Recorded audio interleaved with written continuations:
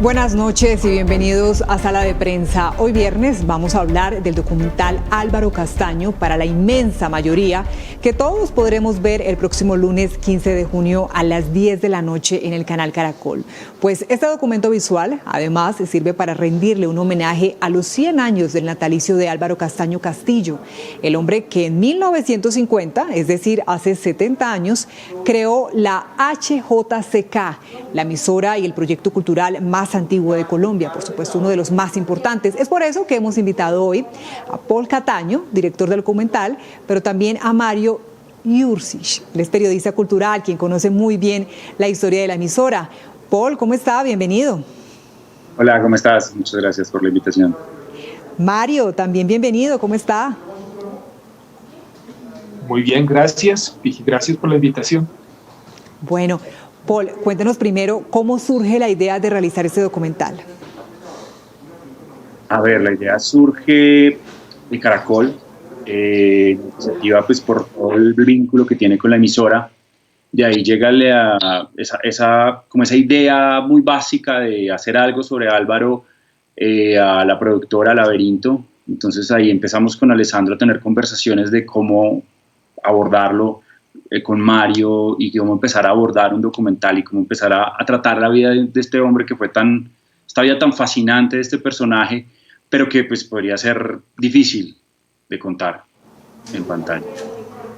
Y ya en la práctica, después de planearlo, de proyectarlo, ¿cómo fue la práctica el desarrollo de ese trabajo? ¿Cuánto tiempo, por ejemplo, tardaron en realizarlo?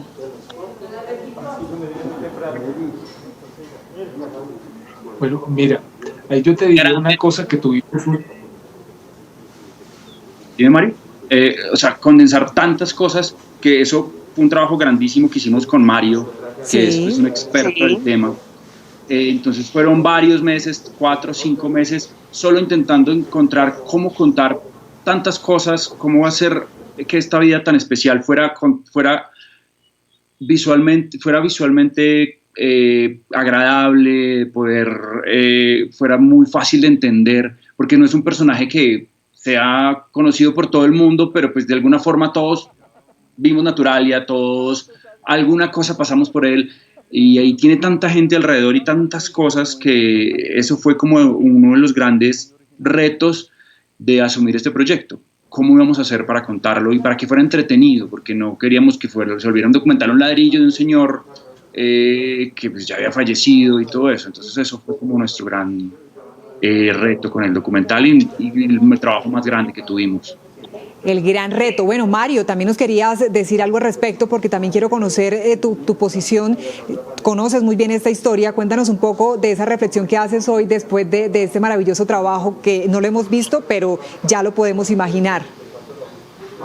Mira, el problema fundamental es que Álvaro Castaño vivió 96 años y teníamos solo 50 minutos. Y en esos 96 años hizo montones de cosas. Bueno, en primer lugar, fue campeón de tenis, después fue abogado. Álvaro escribió una tesis que incluso hoy, en el día de hoy, tendría mucha importancia porque tenía que ver con la reforma de la policía en Colombia. Había muchos animales. Ya nos contarás más detalles en el transcurso de esta entrevista, porque quiero volver contigo también, Paul. Decías que no era fácil o que no fue fácil ese reto también de contar algo de historia tan importante pues para nuestro país, pero sin que fuera un poco como aburrido. Yo quisiera que nos adelantes un poco en lo que podemos ver en este documental. No quiero dañar la sorpresa o, como decimos ahora, nada de spoilers, pero cuéntanos un poco algunos detalles de lo que encontraremos.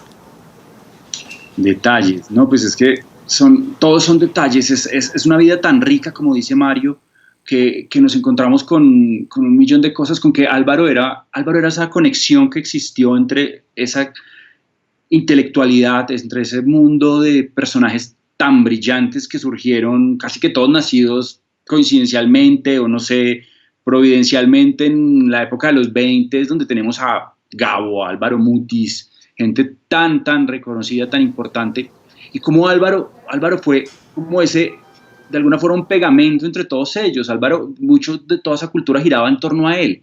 Entonces fue descubrir eso, fue descubrir también cómo ese país, un país como Colombia, que es un país muy rural, fue un país muy rural, se fue desarrollando y cómo ellos vieron la cultura como algo importante y algo necesario. O sea, no era la cultura, ellos querían democratizar la cultura, entonces fue algo súper bonito y algo muy bonito que descubrimos y que estamos contando en el documental y queremos hacérselo saber a la gente, que la cultura no es una cosa aburrida y como lo dice alguien en el documental, Álvaro no era un personaje, un señor culto, aburrido, sino que tenía un gran sentido del humor. Todos estos personajes, siendo inmensamente cultos, tenían un sentido del humor súper interesante, y eran súper innovadores en todo lo que hacían. O sea, ellos fueron pioneros en gran cantidad de cosas, en publicidad, en cómo vender los programas, en ecología. O sea, fue los que empezó a hablar de ecología en un país como Colombia, que aunque pues, tenemos todas las maravillas en biodiversidad que tenemos, pues a veces creo que ni siquiera las entendemos en este momento, y él ya las entendía.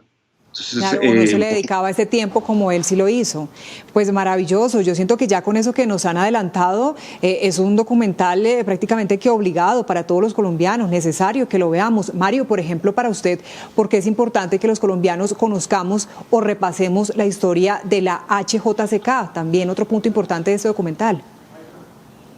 Te lo digo de una forma muy sencilla, mira, la HJCK es el verdadero archivo de la radio colombiana. Si tú vas a la Radio Nacional, no vas a encontrar archivos de los años 50, sino de manera muy, muy posterior. Entonces, todo lo que existe de registro sonoro de la época se conserva por la labor que hizo Álvaro Castaño Castillo. Es increíble, pero es una emisora que tiene grabado desde el minuto 1. Están durante los 60 años más o menos que funcionó la emisora dentro del dial, está grabado todo. Entonces, a nivel de archivo, nada más por eso ya es un hito en la historia colombiana. No, qué riqueza maravillosa. Mario, pero también el nombre del documental juega con una frase que acuñó la emisora porque era para la inmensa minoría, pero fue cambiado por la inmensa mayoría. ¿Usted cree que con el paso de los años sí hemos logrado que llegue su mensaje cultural a más personas? Bueno, esto tenía que ver una cosa, el eslogan de la HJCK era para la inmensa minoría, que es una frase tomada del poeta Juan Ramón Jiménez. Aquí en este caso es para la inmensa mayoría, es para presentarle un personaje que para muchas personas puede ser un poco desconocido a un grupo más amplio, esa, digamos, inmensa mayoría a que nos referimos en el título del documental tiene que ver con eso, con que se pueda conocer de manera mucho más amplia, no solo en el mundo de la radio, no solo en el mundo de la televisión, sino en general dentro de la cultura colombiana, darle el lugar que le corresponde a Álvaro Castaño Castillo, que debería ser importante. Claro que sí, sin duda. Paul, paralelo a la historia de la emisora y de Álvaro Castaño Castillo, me imagino que también podremos ver la historia de un amor de más de 60 años, el que tuvo con su esposa, con Gloria Valencia de Castaño, a quien conocimos, por supuesto, como la primera dama de la televisión. Claro, no, eso fue uno de los grandes hilos conductores del documental. Cuando descubrimos pues, las historias tan lindas que habían alrededor de ellos, desde van a verlo, cómo se conocieron, eso es muy poético, cómo se conocieron, cómo se casaron. Es más, hay una composición súper linda musical que hicimos original para el documental sobre el matrimonio de ellos, que pues tiene una anécdota muy bonita contada pues por sus hijos y nietos. Y Gloria Valencia pues fue un pilar importantísimo para él, y para la HJCK y para la cultura en Colombia. O sea, ella era, pues ella fue la persona, la figura, la persona famosa de los dos, y ella soportó mucho tiempo la HJCK, y hay una frase muy bonita que dice él, y es que él decía: yo soy el colombiano mejor casado que hay. Era un amor profundo que tenían y una historia muy linda que van a ver reflejada en el documental. Seguro será muy inspirador. Hablabas de alguna composición, te entendí. ¿Quiénes trabajaron en ella? ¿Con qué participación contaron? Es un músico conocido, amigo, Lorenzo Márquez, con el que pues, estuvimos trabajando toda la música, y pues estábamos cómo hacer esa historia de amor. Estamos contando ese bloque de la historia de amor, y hablando con él, pues él empezó a inspirarse hasta que un día nos llegó con una canción original de cuerdas, es como un trío, súper bonita, con una letra muy linda que tiene que ver con un magnolio, que es parte de la historia en el matrimonio de ellos. Y pues claro, quedó en el documental y estábamos fascinados pues, con la canción, porque era una obra es muy linda y ya la verán pues, incluida en el documental. Claro que sí. Mario, ¿quieres agregar algo en este punto? Porque, bueno, además de ser una pareja que todos admiramos, se convirtieron, por decirlo de alguna manera, en socios dentro de este proyecto cultural, ¿o no? Mira, yo quisiera decir una cosa, es que tuvimos en el documental la fortuna de tener un acceso a un archivo fotográfico extraordinario. O sea, tanto por el lado de Álvaro como el de Gloria, existe una cantidad inconmensurable de fotos. Los espectadores van a poder ver la riqueza. Ya vamos a restablecer contacto con nuestros invitados. Retomando lo que dice Mario, de verdad el archivo fotográfico es impresionante. La memoria que guardó esta familia es una cosa, creo que única en el país. Que pudimos rescatar porque eran baúles de fotos, de unas fotos, aparte tomadas muchas veces por los mejores fotógrafos que ha tenido este país, que eran parte de ese grupo de amigos y de grandes intelectuales y gente llena de talento. Entonces eran amigos y eran el que me tomaba la foto, era, no sé, puede haber sido Manuel H., no sé, muchos de esos grandes fotos. Y el archivo que encontramos era increíble, o sea, la conciencia que tenían de la memoria era una cosa que creo que a hoy no es común. Hoy con el acceso que tenemos a la tecnología, que todo el mundo tiene una cámara en el bolsillo, creo que no están al nivel de lo que de la conciencia que ellos tenían. Dentro de ese archivo que tú mencionas, Paul, estamos hablando de fotografías, de qué tipo de documentos. De pronto cuéntanos un poco ese tipo de detalles que deben ser maravillosos encontrarlos después de tanto tiempo y por lo menos tenerlos así de primera mano. Claro, no, o sea, cuando nosotros llegamos y entramos a la HJCK y nos abren las puertas, la familia y la emisora nos abren las puertas muy amablemente, y es ese proceso de investigación, y nos encontramos con que todo lo documentaban, todo lo tenían, o sea, tenían álbumes y álbumes de recortes de todo lo que, de recortes de prensa, de todo lo que salía de la HJCK desde el día 1. Tenemos fotos de Álvaro cuando era un bebé, que pues hace 100 años eso no era normal. Tuvimos fotos con todas las personalidades de este país, o sea, fotos en la casa de ellos del 85, con Álvaro Mutis, con Gabo, en fiestas compartiendo, Álvaro en fiestas familiares, disfrazado, que son súper divertidas, que era lo que te decía, era un señor que era inmensamente divertido. Y eso está en el documental, eso fue como parte de que con la familia pudimos recoger eso. Esas fotos son increíbles por la calidad y por la memoria que guardan de este país, no solo de la familia, de este país, de todo lo que pasó. Es una historia de 100 años, como decía Mario, el problema era contar tanto tiempo en tan poquito, tanta vida en tan poco tiempo.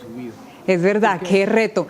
Bueno, ya usted lo había mencionado hace un instante en otras respuestas, pero quiero volver a traer el tema porque a partir de la emisora surgió ese proyecto en televisión que todos, la mayoría de los colombianos, o incluso los que no somos de esa generación, sabemos de qué nos hablan cuando mencionamos a Naturalia. Tal vez los más jóvenes pues no entiendan de qué estamos hablando. Yo quisiera que cada uno pues le contara un poco a nuestros televidentes de qué se trata este programa, o de qué se trató mejor.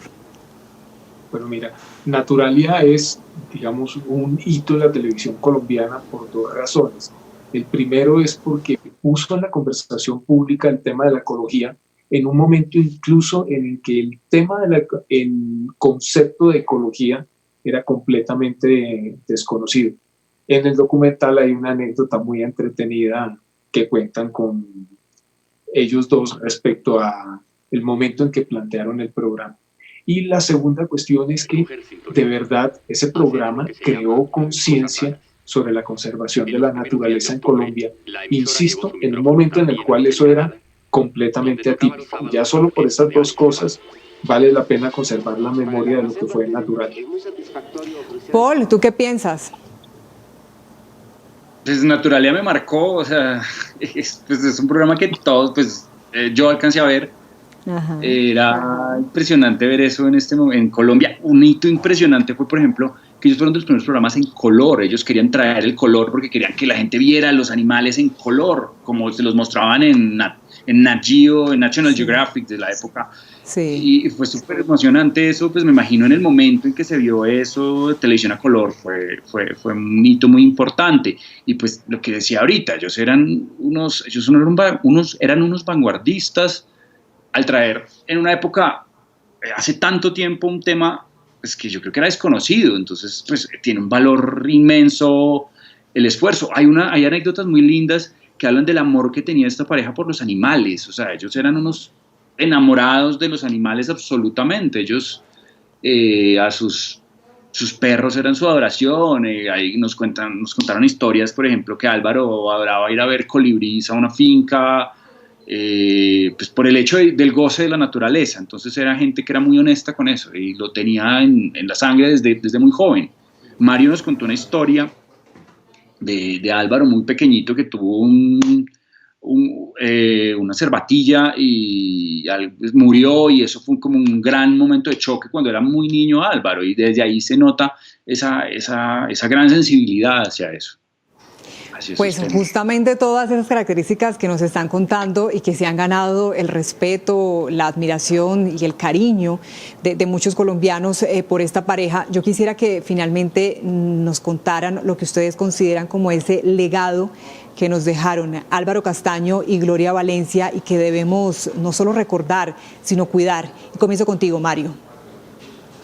Pues mira, lo primero, lo que te dije hace un momento, o sea, el hecho de que existan 60 años de grabación continua por el lado de la emisora y por el otro todo el archivo de voces que acumuló a lo largo de su historia la HJCK. Es impresionante, y te diría que con dificultad encontraríamos en toda América Latina algo parecido en cuanto a la conservación.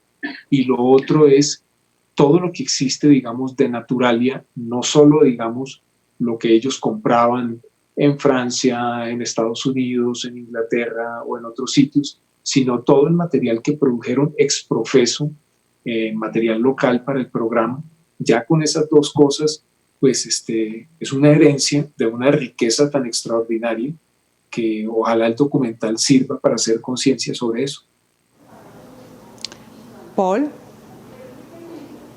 A ver, a mí me parece que una de las cosas más importantes que siento yo en el documental y con la vida de Álvaro, pues, después de haberla prácticamente descubierto, es cómo la cultura es tan importante para un país y cómo él y toda esta generación no querían cortar por abajo, como decían, sino cortar por lo alto. O sea, querían que el país tuviera acceso a la cultura, porque un país con cultura es un país que puede progresar, y creo que todavía es necesario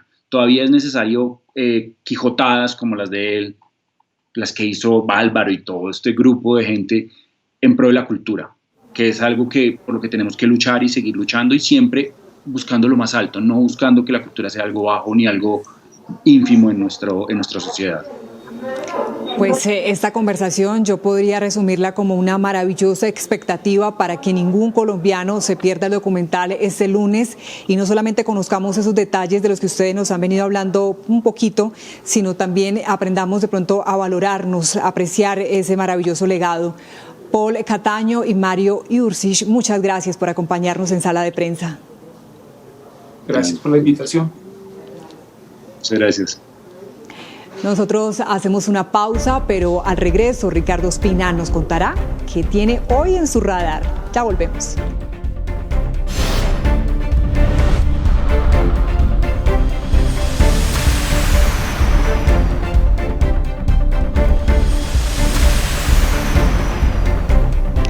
Gracias por seguir con nosotros con Sala de Prensa. Ahora saludamos a Ricardo Ospina, director de Servicios Informativos de Blue Radio, quien nos cuenta qué tiene hoy en su radar.